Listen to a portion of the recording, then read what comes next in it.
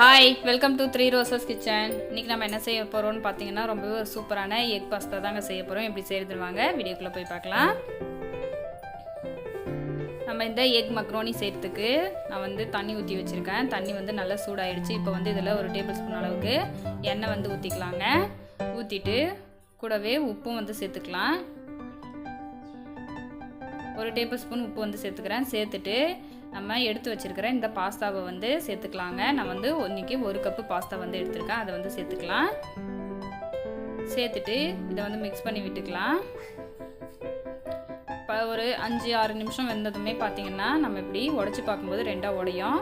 இது கரெக்டான கன்சிஸ்டன்சி. இப்போ வந்து இதை நம்ம வடித்து எடுத்துக்கலாங்க. வடிச்சிட்டு இது மேலேயே பச்சை தண்ணி இருந்தால் ஊற்றிக்கோங்க. அப்போ ஒன்றோட ஒன்று ஒட்டி பிடிக்காது, உதிரி உதிரியாக இருக்கும். இப்போ அதை செய்கிறதுக்கு வானல் எடுத்து வச்சுக்கோங்க. ஆயில் வந்து ஊற்றிட்டு நான் வந்து 3 முட்டை வந்து சேர்த்துக்கிறேன். சேர்த்துட்டு இப்போ இதை வந்து நல்லா நம்ம பொரிச்சிக்க போகிறோம். இந்த எக்கை இந்த மாதிரி நல்லா மிக்ஸ் பண்ணி விட்டுக்கோங்க. ஒரு கப்பு பாஸ்தாவுக்கு நான் 3 முட்டை வந்து எடுத்துருக்கேங்க. எடுத்துகிட்டு நல்லா பாருங்கள் பொரிஞ்சு வந்துடுச்சு. இந்த சமயத்தில் ஒரு பெரிய சைஸ் வெங்காயம் வந்து சேர்த்துக்கலாம். சேர்த்துட்டு இப்போ இதை வந்து வதக்கி விட்டுக்கலாம்.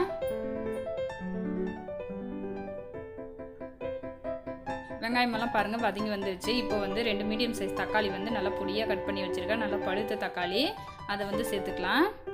சேர்த்துட்டு இப்போ இதையும் நல்லா வதக்கிக்கலாங்க. நம்ம டொமேட்டோ சாஸ்க்கு பதில் இந்த மாதிரி தக்காளி சேர்த்துக்கலாம். இது வதங்கிறதுக்காக லைட்டாக உப்பு வந்து கொஞ்சம் சேர்த்துக்கலாங்க.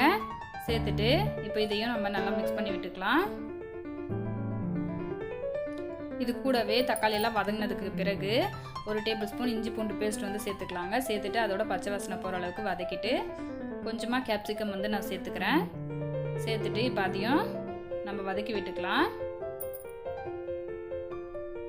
வதங்கினதுக்கு அப்புறமா 1/2 டேபிள் ஸ்பூன் மிளகாத்தூள் சேர்த்துக்கிறேன். 1 டேபிள் ஸ்பூன் மல்லித்தூள், 1/4 டேபிள் ஸ்பூன் அளவுக்கு கரம் மசாலா சேர்த்துட்டு இப்போ இந்த மசாலாவோட பச்சை வாசனை போகிற அளவுக்கு இதையும் நம்ம நல்லா வதக்கிக்கலாங்க. ஈவினிங் ஸ்கூல் விட்டு வர குழந்தைங்களுக்கு இந்த மாதிரி செஞ்சு கொடுங்க, ரொம்பவே விரும்பி சாப்பிடுவாங்க. இதெல்லாம் வதக்குனதுக்கு அப்புறமா 1 டேபிள் ஸ்பூன் அளவுக்கு பெப்பர் வந்து சேர்த்துக்கிறேன். சேர்த்துட்டு இதையும் நம்ம வதக்கிக்கலாங்க. வதக்குனதுக்கு அப்புறமா நம்ம எடுத்து வச்சிருக்கிற இந்த பாஸ்தாவை வந்து சேர்த்துக்கலாம்.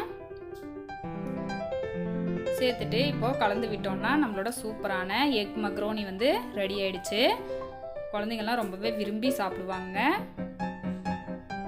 கண்டிப்பாக நீங்களும் ட்ரை பண்ணி பாருங்கள். இப்போ தான் ஃபஸ்ட் டைம் நம்ம சேனலில் பார்க்குறது இருந்தால் சேனலில் சப்ஸ்கிரைப் பண்ணிக்கோங்க. மறக்காமல் லைக் பண்ணிட்டு உங்கள் ஃப்ரெண்ட்ஸ் அண்ட் ஃபேமிலி மெம்பர்ஸ்க்கு ஷேர் பண்ணிக்கோங்க. அவ்வளோதான், நம்மளோட சூப்பரான எக் மக்ரோனி வந்து ரெடி ஆகிடுச்சு. கண்டிப்பாக நீங்களும் ட்ரை பண்ணி பார்த்துட்டு உங்களோட கமெண்ட்டு சொல்லுங்கள்.